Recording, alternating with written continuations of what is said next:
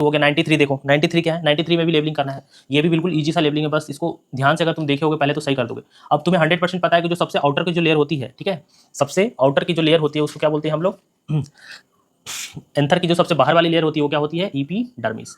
तो इतना तो हमें पता है कि सबसे बाहर की जो लेयर होगी वो ए वाली क्या है, एपिडर्मिस। अब देखो ए क्या है, इसमें ए तो ही पहला टेपिटम ही गलत हो गया, ए मिडिल लेयर ये भी गलत हो गया, तो ए क्या है, एपिडर्मिस। बी इसने खुद बता दिया दोनों में कि बी क्या है, इंडोथीसियम। तो चलो मान लेते हैं कि बी क्या है, इंडोथीसियम, है ना।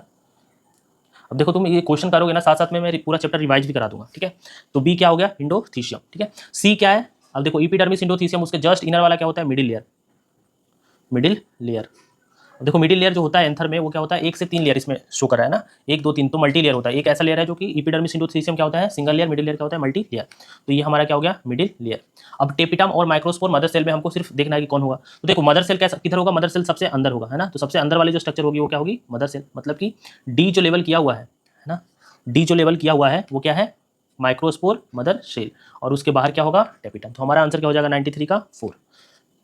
94 देखते हैं, formation of microspore tetrad from the megaspore mother cell, result of. अब तुम्हें कमेंट्स में बताना है कि माइक्रोस्पोर मदर सेल का दूसरा नाम क्या है, माइक्रोस्पोर मदर सेल का एक और नेम क्या है, कमेंट्स में आप हमें बताइए, ठीक है। इसको हम लोग और क्या बोलते हैं, ठीक है।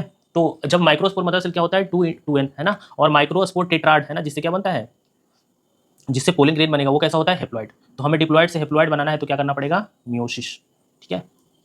तो कौन सा डिवीजन होगा, मियोटिक सेल डिवीजन। तो 94 का आंसर क्या हो जाएगा, सेकंड। डायरेक्ट एनसीईआरटी का क्वेश्चन है। चलिए